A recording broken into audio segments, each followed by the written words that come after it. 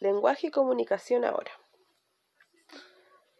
Continuamos con los poemas, pero ahora nos vamos a ir un poco más en profundidad conociendo los elementos que tienen o las características que tienen los poemas. Primero encontramos los versos, que son cada una de las líneas que lo componen, las estrofas, que es el conjunto de versos, ¿ya? Y las rimas, que tienen algunos poemas, que son los sonidos finales, que son parecidos o iguales de algunos versos. Ahí tenemos un ejemplo ya donde está identificado cada uno de los elementos del poema. Tiene un título, el poema siempre tiene un título. Están ahí identificados los versos en verde. Cada una de las líneas corresponden a los versos. Ahora, si juntamos todos esos versos, encontramos una estrofa y por último el autor, que es la persona quien escribe ese poema. El verso, como dije, es cada una de las líneas del poema. En este caso tenemos 1, 2, 3, 4, 5 versos. Tenemos la estrofa, que es el conjunto. Si nosotros juntamos todos esos versos, tenemos una estrofa. En esta estrofa tiene 1, 2, 3, 4 versos. ¿Ya? Es una estrofa de 4 versos. Y las rimas, que en algunos poemas, no en todos, en las últimas palabras de algunos versos tienen un sonido parecido. Y eso vendrían siendo las rimas.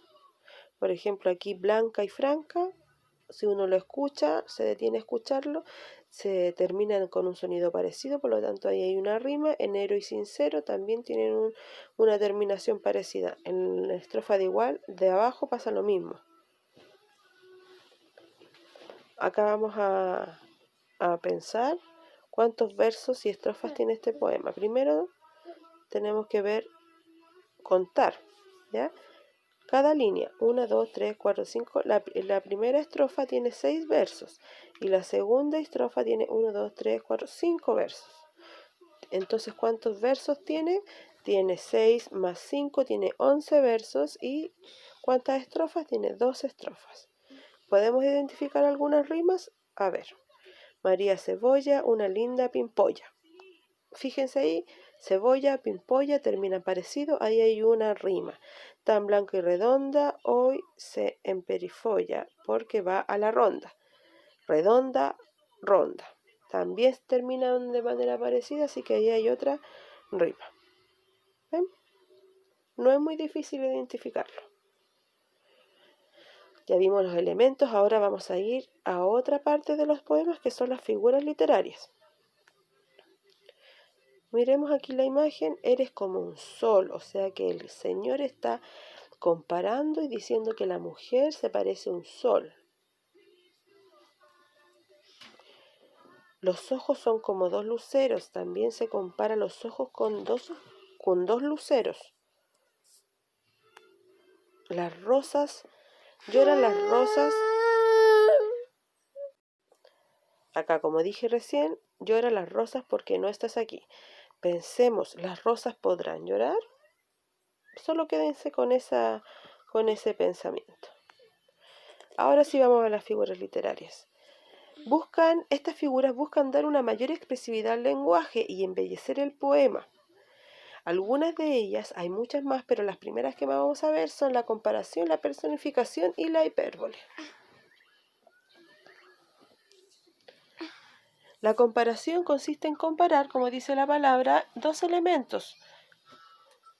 En el caso aquí de la niña con los ojos, esta persona está comparando a los ojos con dos luceros, por lo tanto, aquí la figura literaria sería la comparación. Para poder comparar, nosotros podemos utilizar conectores comparativos, como lo son el como, tal como, igual que, se parece a, etc. Yo, en vez de haber dicho tus ojos son como dos luceros, podría haber cambiado el conector comparativo y haber dicho tus ojos son igual que dos luceros, o sus ojos se parecen a dos luceros. Puedo usar cualquiera de esas palabras para poder utilizar esta figura literaria, que es la comparación. Chicos, entre paréntesis, en la prueba hay una pregunta que aparece otra figura literaria que se llama aliteración. recuerden que si nosotros no las hemos trabajado, significa que es una alternativa distractora. Es para que ustedes se confundan. Por lo tanto, siempre piensen que si no lo hemos visto en clase es porque esa alternativa no es. ¿Ya? Ahora continuemos. Continuamos con la personificación. Acá yo les decía antes, las rosas pueden llorar. No es cierto, por lo tanto, cuando una persona le da características humanas a animales o a objetos, significa que está realizando una figura literaria de personificación. Está personificando a una cosa o un animal. La rosa no puede llorar y el verso dice, llora las rosas porque no estás aquí. Imposible que las rosas lloren, por lo tanto, está realizando aquí una figura literaria de personificación, le está dando vida o características humanas a esa rosa. Y por último, la hipérbole, que consiste en exagerar alguna realidad o un hecho. Me muero de hambre. Es cuando uno dice que tiene mucha hambre, pero quiere exagerar porque está diciendo que tiene mucha hambre y dice me muero de hambre. Uno no se va a morir de hambre, ¿cierto? En el momento no se va a morir de hambre, pero uno lo dice así porque está utilizando la hipérbole, que es la exageración. O aquí también el ejemplo, la nariz del rey medía medio metro.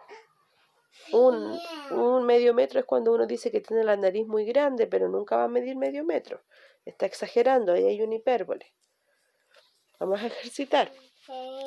Solamente vamos a ejercitar con dos, los otros ejercicios los vamos a hacer en clases. El vaso de agua se cayó de la mesa y se sintió mal por el golpe. El vaso de agua se sintió mal. Es un vaso, es un objeto, no puede sentirse mal. Por lo tanto, estamos personificando a este vaso utilizando la personificación. Tu cabellera se parece a un puñado de trigo. Estamos diciendo que la cabellera se parece a un puñado de trigo, o sea, estamos comparando la cabellera con un puñado de trigo y sería la figura literaria de la comparación. Estas otras las vamos a ver en clase. Pim, pim. Ahora vamos a la guía del 19 al 23 de octubre. Contar primero la cantidad de versos. Cuenten cada línea que tiene este poema, cada una es un verso y ponen ahí el número de cuántos versos le salieron.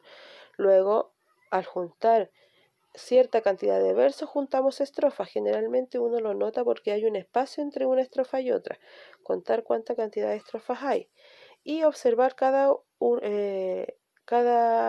estrofa, la primera, la segunda y la tercera, y poder vislumbrar o mirar si tiene alguna rima, ¿ya? Y escribir cuáles son las dos palabras que riman. Escribir el título del poema y cuál es el propósito de escribir ese poema. Investigar qué son las figuras literarias. Si se van adelante en el video van a poder encontrar la respuesta de acá. ¿Qué es lo que son figuras literarias? ¿Para qué sirven? ¿Cuáles son su propósito dentro del poema? Definir la figura literaria. También salen aquí en el mismo video las definiciones. También salen en la página del libro. ¿Ya? Escribir el tipo de figura literaria que está subrayado. Si es personificación, hipérbole o comparación.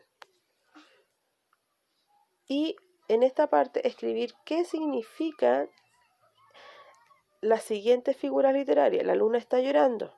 ¿Qué significa acá ese verso que la luna esté llorando dentro del poema? No escribir la figura literaria, sino que escribir qué quiere decir ese verso. Acá tienen que leer este poema completito y responder las preguntas marcando la alternativa correcta. Luego, ampliamos vocabulario, buscamos el significado de la palabra marciana y luego crea una oración con esa palabra. Y la última es crear un título al texto anterior, porque si se fijan, no tiene título ese poema y todos los poemas tienen que tener un título, así que ustedes le van a inventar uno y lo van a escribir ahí. La otra guía del 26 al 30 de octubre. Leemos el poema La naranja y el limón. Respondemos preguntas también, cuántas estrofas, cuántos versos, y tienen que contar. También aquí hay preguntas de vocabulario, qué significa la palabra entonando. ¿Cuál es la número 3, qué figura literaria existe en el primer verso? Acá tienen que ver, iban juntos de la mano. ¿Quiénes iban juntos? La naranja y el limón. Piense si pueden ir juntos de la mano. Y responder las otras, cuál es la rima consonante. Ahí tienen que averiguar cuál es la rima consonante. ¿Ya? Es un pequeño trabajo de investigación ahí. Busquen en internet cuál es la rima consonante o en su libro también aparece.